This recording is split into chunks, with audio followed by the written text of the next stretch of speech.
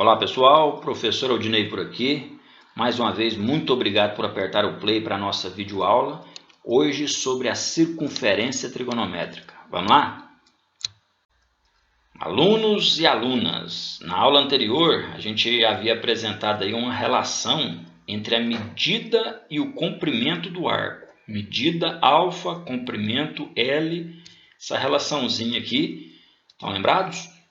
Bom, vamos pensar o seguinte, se nessa relação a gente colocar o raio, o R, valendo 1, o que será que vai acontecer, hein? Substituir o R por 1. Olha só o que acontece. L sobre 1, L dividido por 1, a gente sabe que vai dar exatamente L, não é isso? E aí, o que eu posso concluir aqui, hein, galera? Alfa, medida do arco, é igual a L, comprimento do arco. Alfa igual a L, a gente pode concluir então que o comprimento do arco e a medida do arco coincidiu numericamente. O número que der aqui é o número que der aqui. E essa é uma observação importante que a gente vai levar agora para o estudo da nossa circunferência trigonométrica, hein? Essa circunferência de raio unitário. É isso aí. A circunferência trigonométrica ela está no plano cartesiano, que a gente está vendo aqui. Ela tem o centro 0, 0. Tem raio unitário, é esse pontilhado que está indicando aqui para a gente, raio 1, beleza? Inclusive esse ponto A aqui é o ponto 1 e 0, justamente porque aqui eu tenho o comprimento de uma unidade. Outro detalhe que a gente está vendo aí também, né? São os 4 quadrantes. Lá no plano cartesiano a gente tinha os 4 quadrantes, aqui na circunferência trigonométrica também. Esse maisinho aqui, galera, é porque todo arco que a gente for construir sobre a circunferência trigonométrica vai sempre partir deste ponto. Esse aqui é o sentido positivo da nossa circunferência trigonométrica. Beleza? Esse sentido anti-horário. Todo arco que eu for desenhar aqui, sempre partindo de 1, 0. Esse ponto A aqui, o ponto 1, 0. Circunferência trigonométrica. Está aí, meus amiguinhos. Pessoal, então é o seguinte. Para construir arcos aqui na nossa circunferência trigonométrica, a gente parte aqui do ponto A e marca um outro ponto em qualquer lugar da circunferência. O detalhe é que agora esses pontos que a gente marcar, a gente vai chamar ele de imagem de um número real. Como assim? Se a gente pegar um ponto P qualquer, esse ponto que está aqui piscando, e vamos marcar ele nessa posição aqui na circunferência trigonométrica. Então a gente vai dizer que ele é a imagem de um número real. Mas que número real é esse? Basta pensar qual é a medida desse arco. A medida desse arco aqui, em graus, seria... Esse aqui é o ângulo reto, né? Lembra que esses eixos aqui formam um ângulo reto, então esse aqui é um arco de 90 graus. 90 graus em radianos equivale a π sobre 2. Então este ponto representa o número real π sobre 2. Só isso. Ele é o ponto que representa a imagem do número real π sobre 2. Se eu, por exemplo, marcar agora este ponto P nessa posição aqui, vamos pensar nesse arco. Esse arco aqui é o arco de 180 graus, 90 com 90 aqui, não é isso? Então, se ele é o arco de 180 graus, em radianos ele é o arco de π radianos. Π radianos, então esse aqui é a imagem do número real π. Número real π, que vale aí aproximadamente 3,14, não é isso? Marcando aqui agora esse ponto P, a gente teria o número real, vamos pensar aqui, π sobre 2, aqui deu π sobre 2 também, porque tem a mesma medida, aqui também π sobre 2, quantos π sobre 2?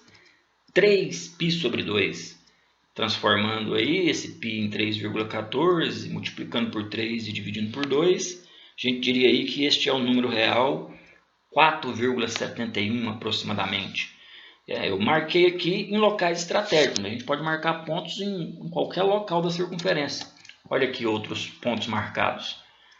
Se eu marcar aqui, ó, lembra?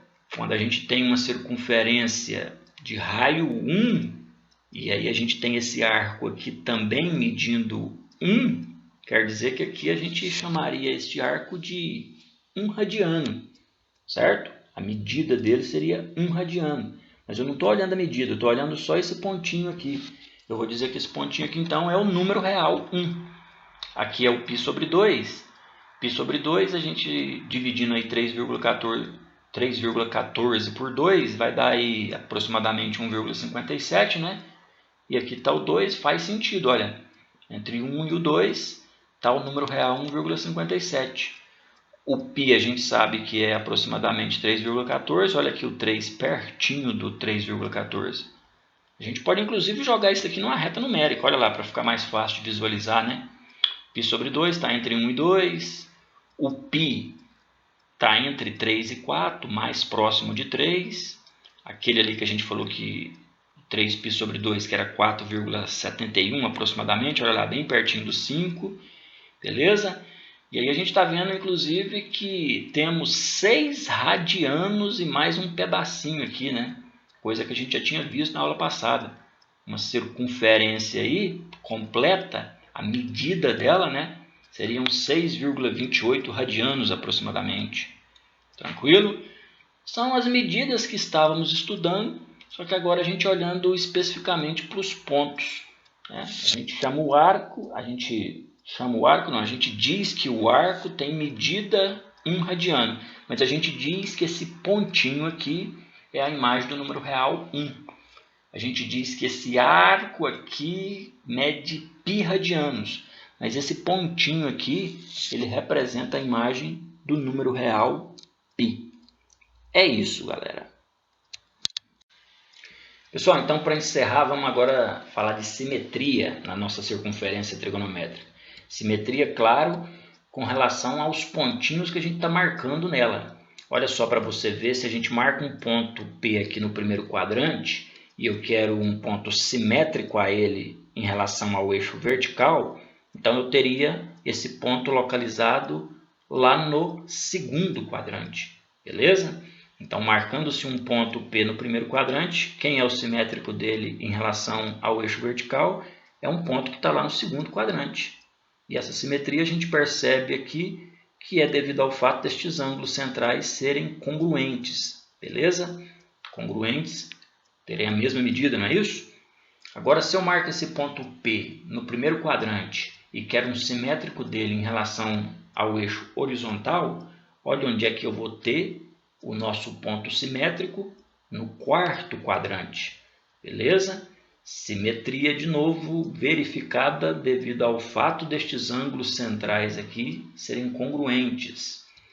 Em relação ao centro também a gente tem simetria.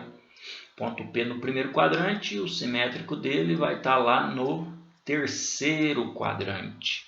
E a grande vantagem disso, galera, é o seguinte: se a gente, por exemplo, tiver aqui este arco medindo 30 graus, então a gente sabe que esse ponto P aqui, ele representa o número real π sobre 6, não é isso?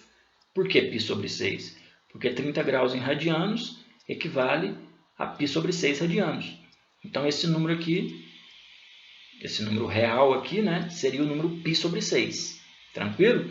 E aquele lá, quem seria? Bom, pensando aqui nos graus, é só fazer essa continha. 180 menos alfa. Aqui é o ângulo alfa. Aqui eu descubro fazendo 180 menos alfa.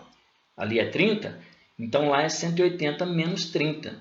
É fácil entender por que é 180 menos 30, porque uma volta completa tem 360. Meia volta tem 180. Só que eu estou parando antes de chegar na meia volta. Eu estou parando aqui, ó. Eu caminhei no sentido positivo da nossa circunferência e parei quantos graus antes de chegar no 180? 180 menos 30, né? Que dá 150 graus. E aí, de novo, você quer saber qual que é o número real aqui? Transforma isso aqui em radiano, automaticamente você descobre o número real. Vamos imaginar que aqui é os 60 graus. Para me descobrir a medida simétrica ali naquele ponto P', olha o cálculo que eu faço aqui no quarto quadrante, 360 menos 60, que daria 300 graus. Faz sentido, se você avançou 60 lá, e esse aqui é um ângulo congruente, só que voltando 60, né? Recuando 60 no sentido negativo aqui, menos 60, por isso que deu 300 graus. Quer saber o número real? Converte em radiano, e o radiano está ali representando, né? Tirando o radiano, a gente já tem o número real que ele representa. Esse aqui, por exemplo, 45 graus. Como é que eu descubro lá a medida simétrica no terceiro quadrante? 180 mais alfa, 180 mais 45, que vai dar 225 graus. Beleza? Então essa é a grande vantagem aí de se analisar a simetria em relação aos eixos na circunferência trigonométrica. Beleza, galera?